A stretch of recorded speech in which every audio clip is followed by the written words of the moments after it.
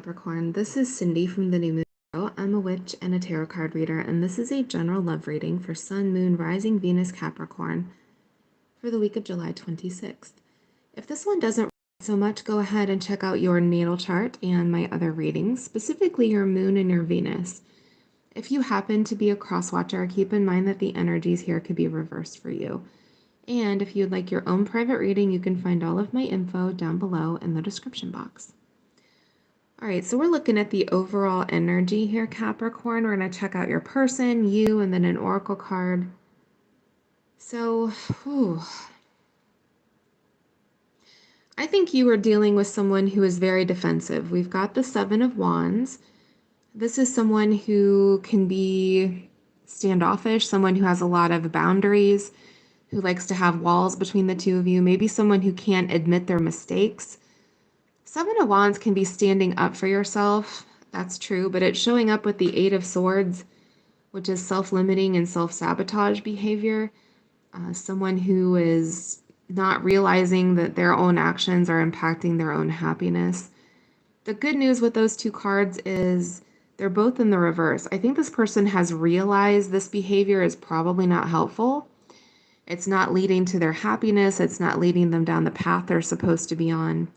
And I think they've been doing a lot of thinking about you with that Nine of Swords. Nine of Swords can be some sleepless nights, rumination, replaying old events from the past, trying to make sense of things. I think in many ways this person has had some kind of an epiphany about their actions, like what they've done, how it leads to this sort of situation here. All right, let's check out their energy. So we've got the Ten of Swords here, more thought. Swords are thought energy. It's logic, it's communication. It's someone kind of up in their head about you. I think they've been thinking a lot about the ending that they had with you, because I'm betting that things ended badly here. And this person is probably realizing that they've wronged you in some way with the Justice card. That's Gemini energy. It's a desire to make things right with someone, to tell them the truth, to put that balance into a relationship, it's basically they want to make it right. They want to make it good with you. They want to be on good terms with you.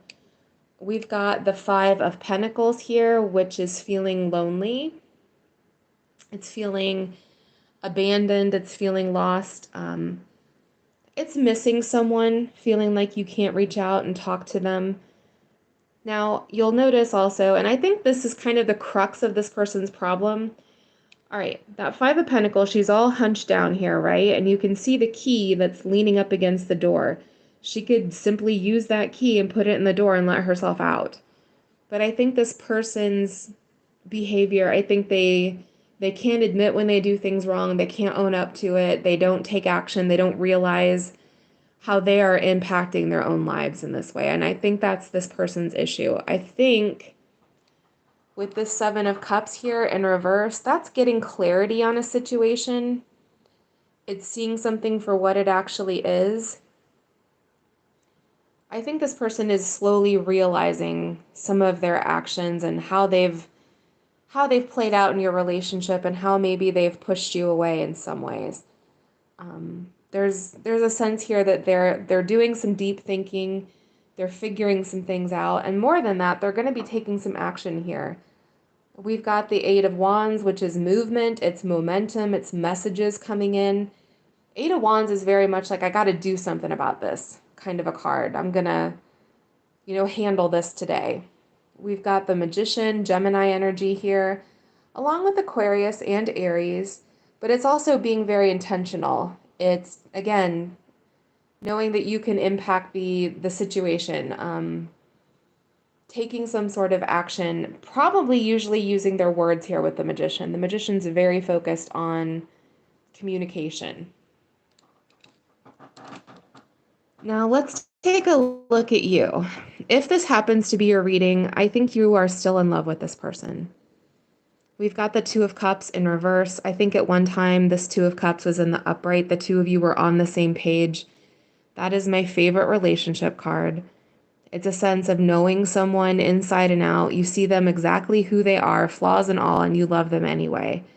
It's usually a long-term relationship. I consider the lovers to be that very romantic phase when, everything is sort of intoxicating and you can't sleep and you can't think and you can't eat. This is more like a lived-in relationship where you know each other very well. Now, it's in the reverse. The two of you aren't on the same page, but it's still showing up here. We've got the Two of Pentacles, which is weighing your options, deciding what you want to do. You could also be throwing yourselves into work. I say that because you are a Capricorn. And hey, I have Capricorn in Venus and I have Capricorn rising. I totally understand that. I do that myself. The Two of Pentacles can mean that you have a lot of balls in the air. You're juggling a lot right now.